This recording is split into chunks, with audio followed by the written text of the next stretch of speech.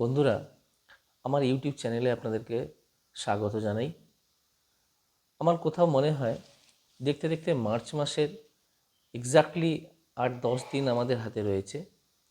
তো আমার মনে হয় কোথাও যে মেইন প্রবলেম আমাদের ইন্স্যুরেন্স অ্যাডভাইজারদের প্ল্যানিংয়ে প্রবলেম।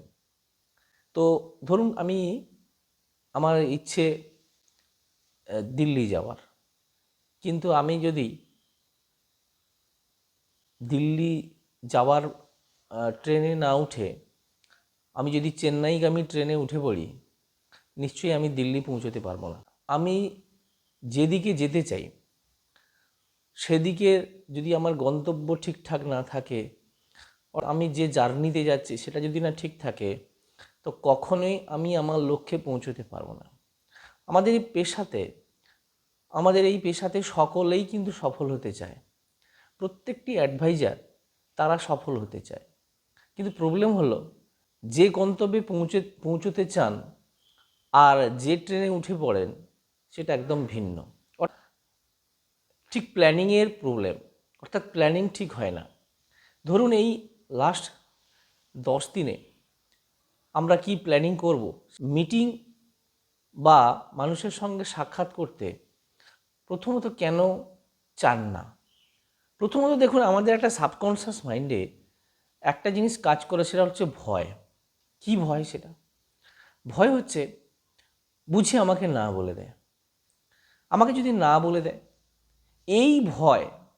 এই ভয়ে ম্যাক্সিমামই আপনারা মানুষের সঙ্গে মিট করতে চাচ্ছেন না। তো অলরেডি আপনি যদি না মিটিং করেন, আপনি তো এমনিতেই না হয়ে আছেন, আপনাকে তো এমনিই না বলে দিয়েছে। যদি না কারোর সঙ্গে কথা বলেন, সে তো এমনিই না হয়ে আছে। অর্থাৎ এই ভয় কাটিয়ে চেষ্টা করুন মানুষের সঙ্গে মিটিং করার। এবং এই মার্চ মাস একটা মিশন।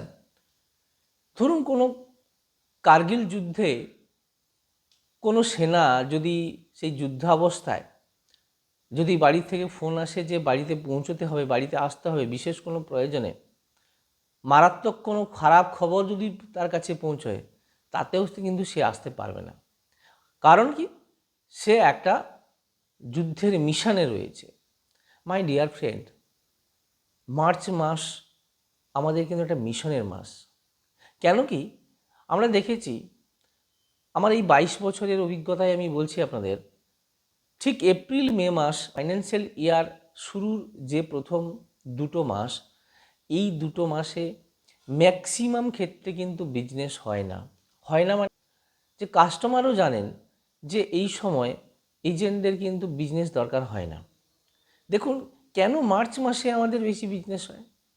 দেখুন, মার্চ মাসে বিজনেস হওয়ার প্রথম কারণ হচ্ছে প্রত্যেকটি এজেন্টের কার ক্লাব মেম্বার রয়েছে, বিভিন্ন টার্গেট রয়েছে।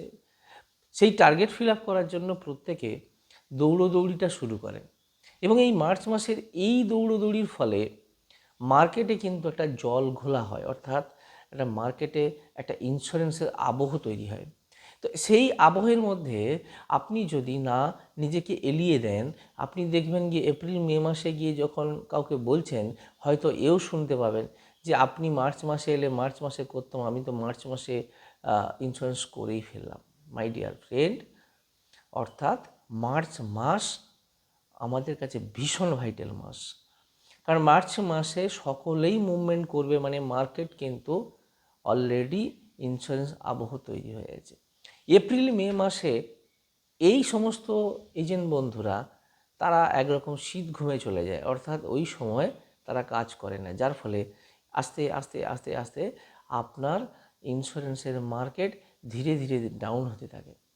দেখবেন কোনোভাবেই আপনি বহু চেষ্টা করেও এপ্রিল মে মাসে বিজনেস করাটা খুব চাপ হয়ে যায়।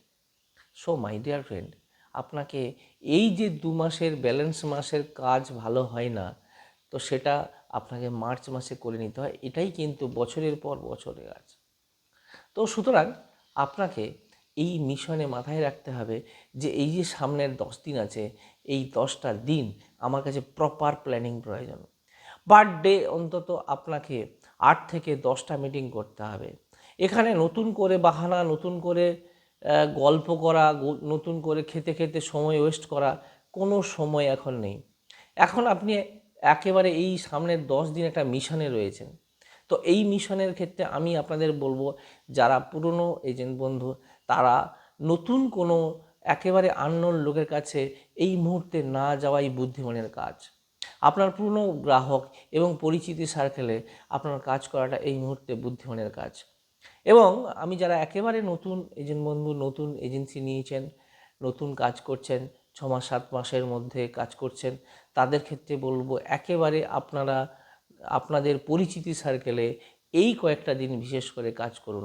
অন্য সময়ে একেবারে নতুন আননোন লোকেদের সঙ্গে কাজ করার অনেক সময় পাবেন, কিন্তু এই মার্চ মাসের লাস্ট এই কটা দিন কেবলমাত্র পরিচিতি সার্কেলে যান এবং যাদের পলিসি করে ফেলেছেন তাদের কাছ থেকে একটা দুটো করে রেফারেন্স নিন।